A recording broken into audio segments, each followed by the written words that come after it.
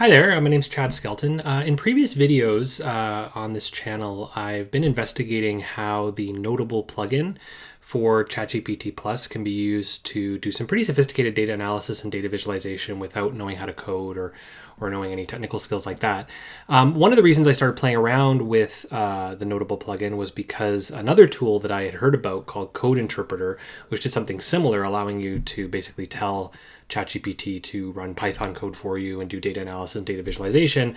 It was in alpha and was not available to most ChatGPT users, and I was on the waitlist for a really long time. And finally, this Noteable plugin came around that seemed to have a lot of the similar functionality, and so I started playing around with it instead. If you have ChatGPT Plus, though, you now have access to Code Interpreter, just like you do have access to all the plugins.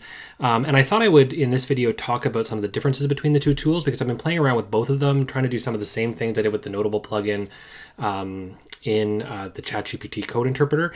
And I've discovered some interesting strengths and weaknesses of each of the two tools, and been thinking a little bit about how some are better than others for certain things.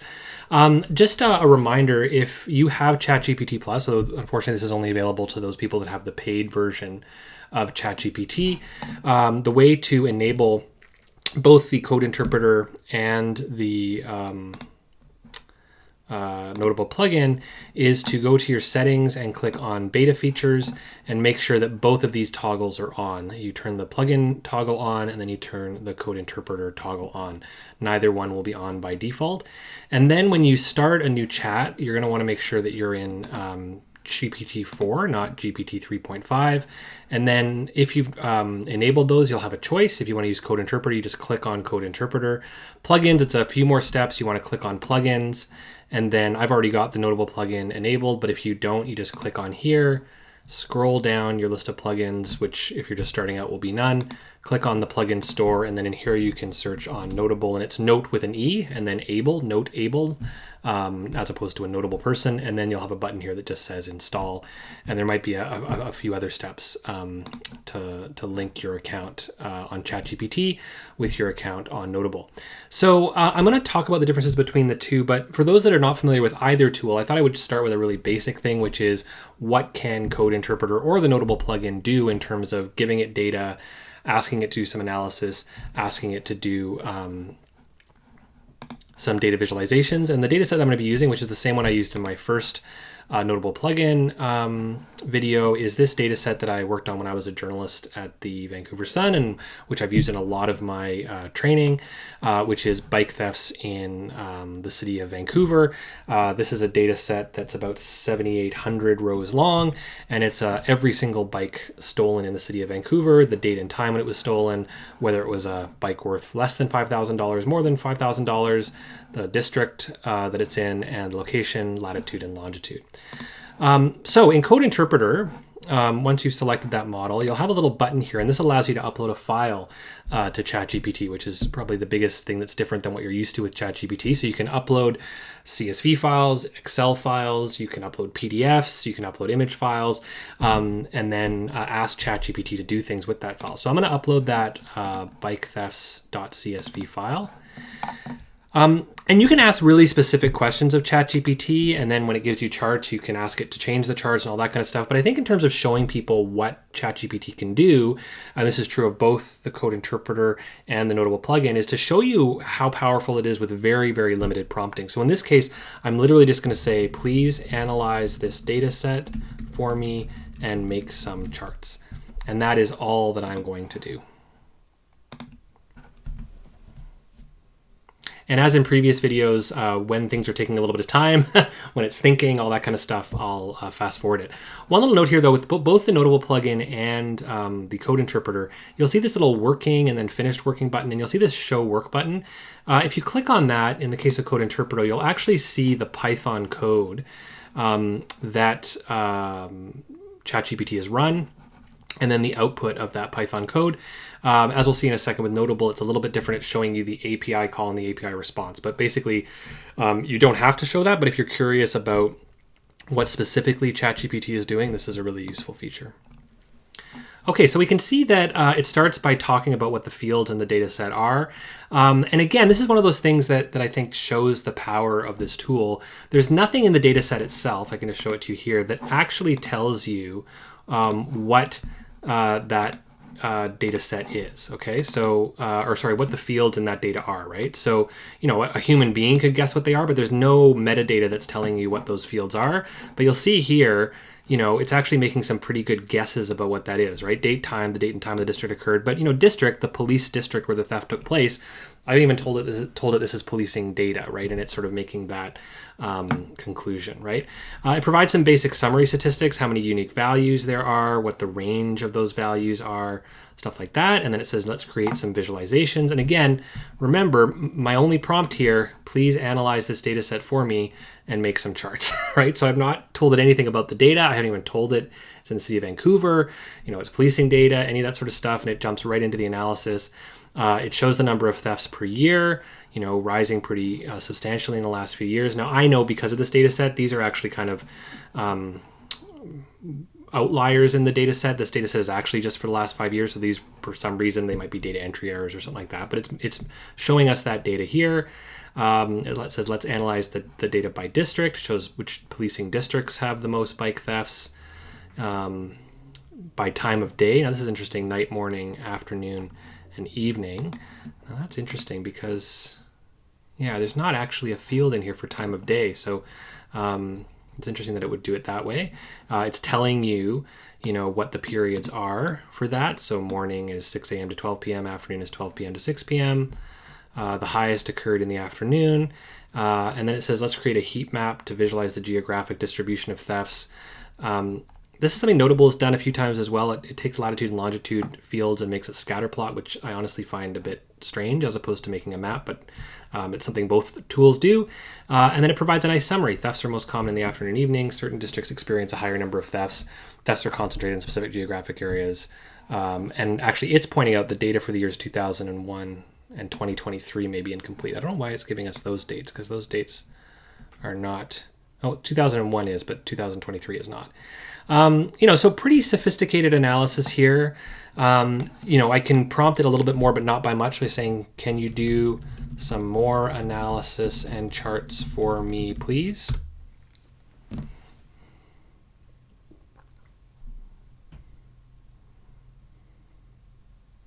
Okay, and it's actually telling me kind of what it's going to do. It's going to look at thefts by month, thefts by day of the week, the variation of thefts by hour.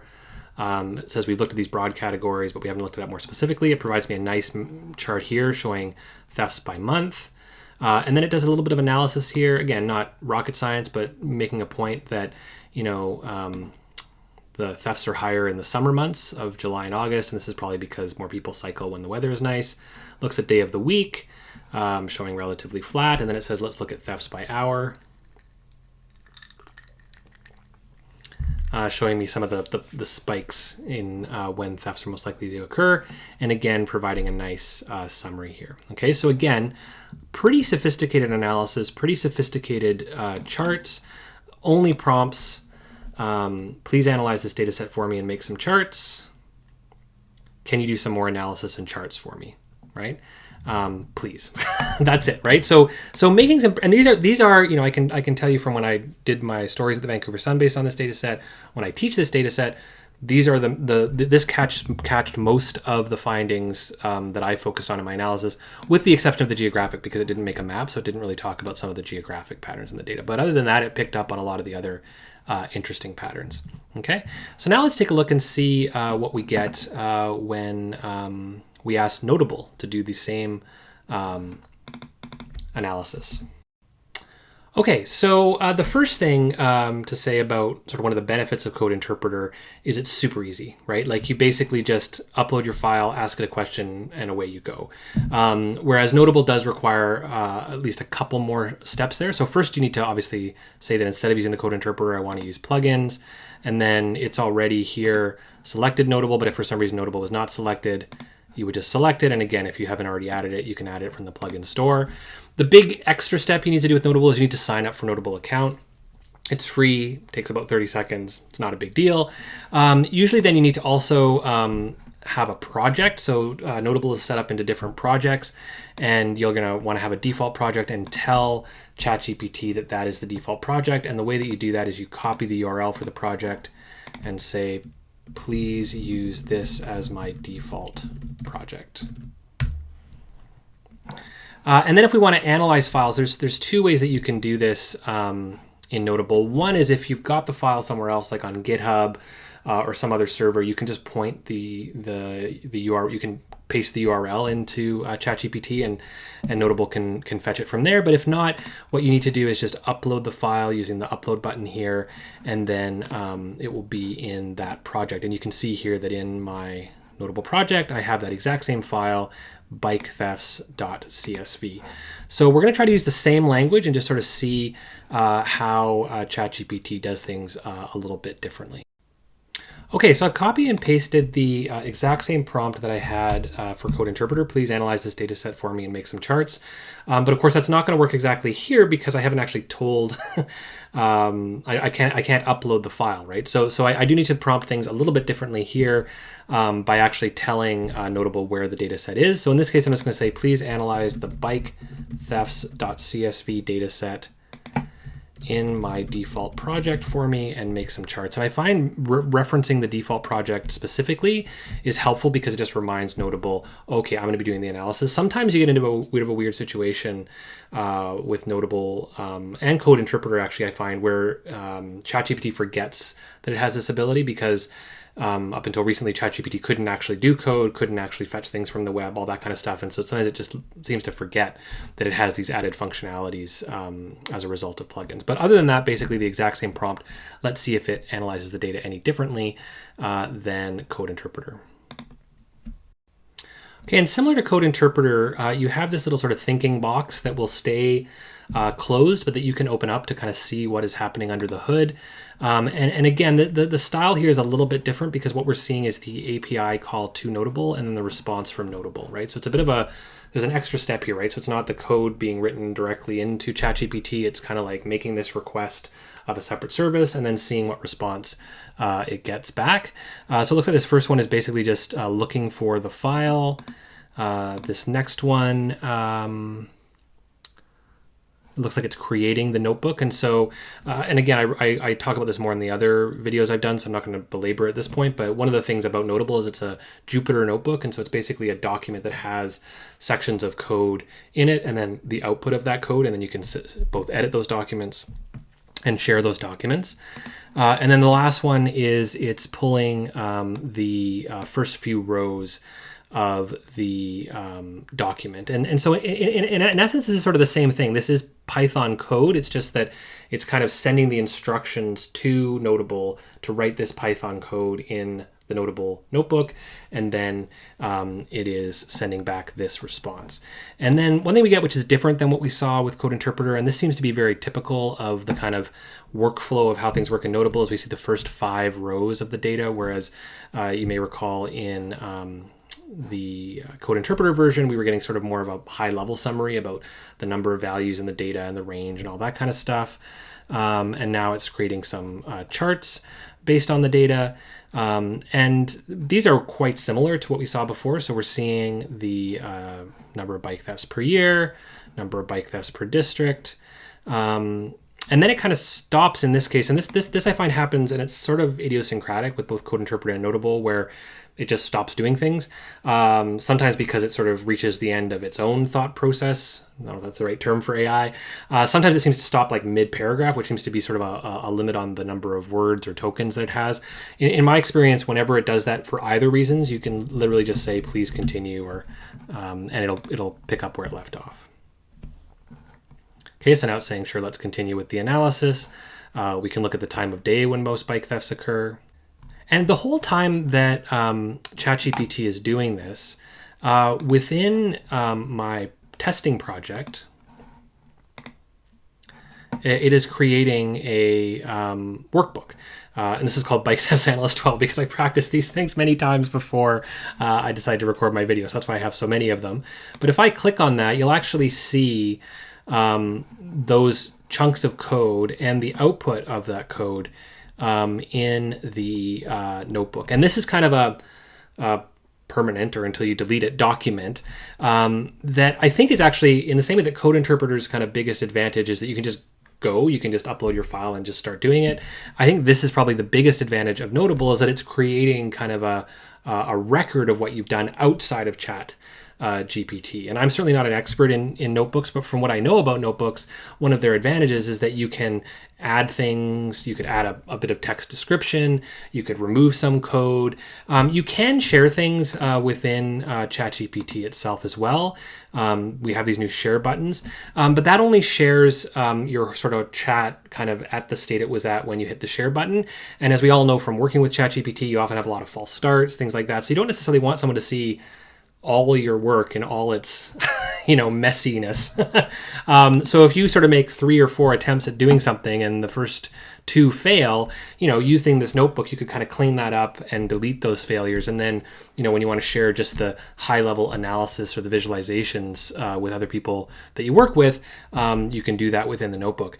There's also some odd stuff that I've noticed sometimes with ChatGPT, that images will sometimes no longer be there if you go back to an old chat, a week later or something like that. So that's another sort of advantage of Notable, at least for now, that, these images will stay in this document, right? So you don't have to sort of worry about losing your work. Okay, so I asked it to do some more analysis. It said, sure, let's continue with the analysis. We can look at the time of day, and it did a little analysis by number of bike thefts per hour. So what I find interesting about this is that the analysis is very, very similar. The charts even look quite similar in terms of their color and stuff. Like, I'm just going to flip back to the Code Interpreter version. Well, actually, here you can actually see what I was just talking about. The images are already gone. So I can't directly compare them, but you can rewind the video and see for yourself. But the colors were very similar. The types of analysis that it did were very similar. Although weirdly, they're just a little bit different. Like Code Interpreter did that sort of time of day one, although I have to say in previous tests it did not.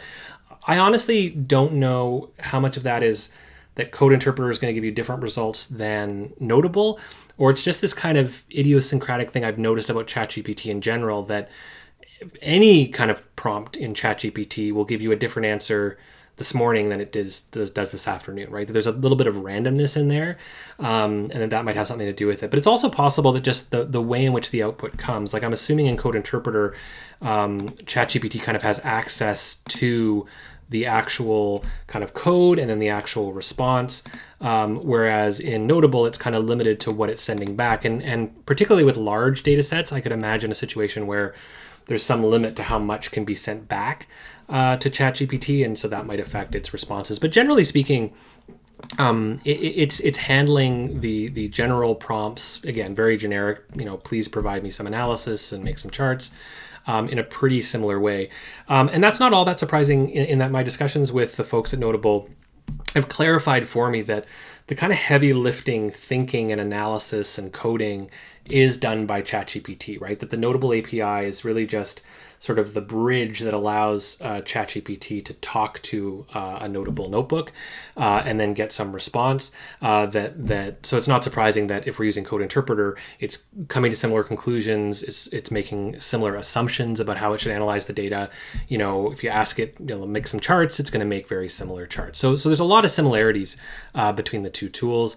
Again, with the biggest difference being Code Interpreter just lets you upload a data set without having to set up any extra accounts or anything like that, whereas Notable does require a little bit of extra work to set up those accounts, but then has a separate external document that you can edit, that you can change, that you can add things to, and that you can then also share publicly or just share with a few people within your organization. But there are another couple of interesting differences I've noticed that I wanted to sort of draw your guys' attention to as well. So one of the things I've been playing around with a little bit more and is discussed in my last couple of videos is sort of using ChatGPT and its functionality to do some things that otherwise I could not do, right? So some of these visualizations that we've done so far, I know how to do them in Tableau or a tool like Data Wrapper or something like that. But there's some more advanced techniques that I've sort of heard about, I'm aware of, like entity extraction and sentiment analysis and fuzzy matching and stuff like that, that I don't know enough about coding to do myself, but with a tool like ChatGPT that can code for me, I can start to play around with. And one of the examples that I wanted to show you is this idea of entity extraction, which is looking at a document and pulling out the most common names of people or places that are in that document. And for this, I'm going to use as an example a PDF version I found online of The Return of Sherlock Holmes. And I've downloaded that. I'm going to upload it here. And I'm going to tell ChatGPT, please analyze this document and give me a list of the 10 most common named entities, or maybe even the 10 most common people named in it. Okay, so please analyze this document and give me a list of the 10 most common people named in it. Let's see how it does. Okay, so it says first I'm going to extract the text from the PDF.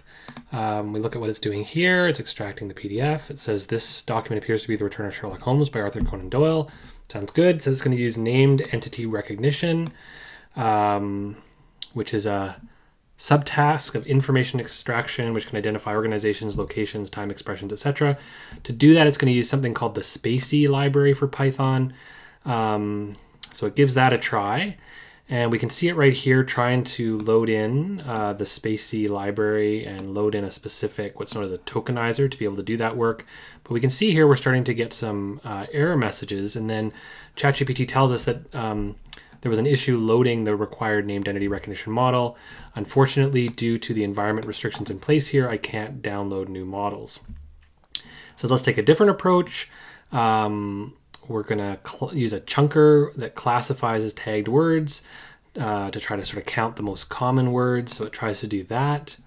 You can see here this tokenized thing, looking for words in there. Gets a bunch of error messages, and then it says, I'm sorry, but there seems to be a memory issue while running the named entity recognition with the NLTK package. Given the restrictions of the environment, it seems that this task might not be feasible using this method. A more powerful computing environment would be needed to handle large documents like this one, particularly when performing complex tasks like named entity recognition. It says you may want to try to do this on a local machine or a cloud-based environment, and then it gives you some code that you could try yourself. But if you don't have Python installed on your home machine or some other way of accessing Python, and I don't, you're kind of stuck, right? So basically, it tried to get a Python library that it thought would be good for this task. And interestingly, it knows that that's the right library to use, but kind of ChatGPT knows it's a good library, but Code Interpreter doesn't have access to it, so it gives it a try, it doesn't work, and then it says, well, let's try this other thing, but it's like, this is too much memory, I can't do it. And it's interesting because I've heard some references to how big the files are that you can upload to Code Interpreter, and they can be quite large. I believe they can be like 100 megabytes, and this is nowhere near that size. It's, let me just see here, I think it's like 1 megabyte. So that's not really the issue. It's not that the file's too big to upload, it's just that the analysis task that I'm asking it to do on that document, which fair enough, it is a pretty big collection of stories about Sherlock Holmes, it's not able to do in the memory environment that it has. So it sort of runs into two problems. And I have to say, in my playing around with Code Interpreter over the last week or so, those are the two things I kept on sort of bouncing off again. That if I was doing basic analysis, I'd be fine. But if I was trying to do something a little bit more unusual, often the solution that it was trying to achieve itself, like it knew what libraries would help me to fix that problem, it didn't have access to them in the Code Interpreter, or the data set that I was using was too big and it would start to run into these memory limitations. And I don't know enough about Python to know exactly what's going on, but I know that there's these sort of defined packages called libraries that can do different tasks in Python. And obviously, however Code Interpreter works doesn't have access to some of those libraries. So it didn't work in Code Interpreter. Let's now see if Notable is better for this task. Okay, so I've switched over from Code Interpreter to plugins. I've enabled the Noteable plugin. I'm going to use the exact same prompt I used before. Please analyze this document and give me a list of the 10 most common people named in it. But I can't upload the document in Notable. That's its one big limitation. What you can do in Notable is you can actually, if you're wanting to do analysis on a data set or a document that's already online, you can just give it the URL for that document. So if you've got a bunch of data files on GitHub or some other server, or you're wanting to analyze a report that's on a government website, you can just put that URL right in there. And ChatGPT itself doesn't have direct access to that through a web browser at the moment, but it can send the instructions to Noteable, which then can pull that document off the internet. And I found, to be honest, that Noteable sometimes, even when I've uploaded the files to the proper project in Noteable, sometimes has difficulty finding the file. I've noticed that's a particular problem with PDFs, not so much with CSV files. So this is a nice backup option if you're having trouble getting the Noteable plugin to find the file for you. So let's see how this goes. So at first, things don't look great, because what happens is ChatGPT comes up with a great strategy for how to do it, very similar to the strategy that Code Interpreter was going to come up with. Download the PDF, convert it into text, do named entity recognition, count the occurrences of the entities. It knows what libraries to use. It comes up with a good script to try that. And all that kind of stuff. But then it says here that unfortunately, as an AI language model, I don't have direct access to the internet to download files or use external libraries that aren't pre-installed in my environment. And this is something that I find comes up a lot with these plugins, is that ChatGPT doesn't know what it can do. And it's sort of so used to not having connections to the rest of the world through plugins and tools like Code Interpreter that you sometimes have to kind of sort of push it along a little bit. And so in this case, I'm going to say, please use the Noteable plugin to do this. Okay, so I'm basically just saying, you can do this, like give it a try. So let's see if that helps. Okay, so with my little please use Noteable, it gets the self-confidence it needs to actually start using the Noteable plugin to make these requests, doing for me what it was asking me to do on my own. It comes up with a little technical error where it was trying to read the PDF using an old program or a deprecated technique, so it moves on. This sometimes happens with bigger tests. So it's saying the cell is still executing. So what it's doing is it's sort of checking on Noteable, and it's saying, it's not done thinking yet. So it'll say this is probably because it's a pretty big task. It says you can check the progress of the cell execution by visiting the notebook at this link. So you can go to the notebook, and in cases like this where it's still sort of thinking, I just then go to the bottom of the page and just look for it to be done. And you can actually see here that it's finished thinking. So I can go now back here and I can just type in that please continue.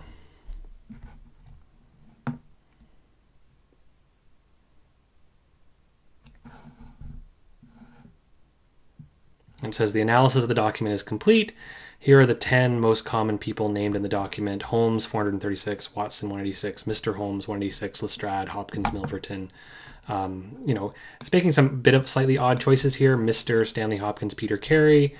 It says this analysis is based on the named entity recognition model from the NLTK library. Some names may be missed and some non-name entities may be incorrectly identified as names. So what's interesting here is it actually did not use the same library that Code Interpreter tried. So why don't we just prompt it a bit here and say, can you please try this again, but this time use the entity, what's it called here?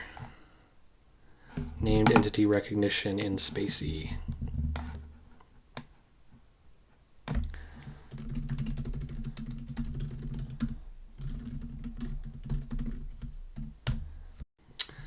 Okay, and so this time it comes around this model again. This is where Code Interpreter got tripped up, where it says it appears this N-core web SM model for Spacey is not installed. This model is necessary for English language processing tasks in Spacey, including named entity recognition. Let's install it. And this is where we ran into problems with the Code Interpreter. It was not able to install that model. It said, we don't have access to that in our environment, and it just wasn't able to complete the task, right? Whereas in Noteable, it is able to do that work, and then it just takes a while for it to complete the work. It says the cell is still executing. Named entity recognition can be a time-consuming process. And again, we could go check and see how it's doing, or we can just simply say, please continue. And if it's done, it'll tell us, and if it's not, it'll say, just wait a bit longer. So please continue.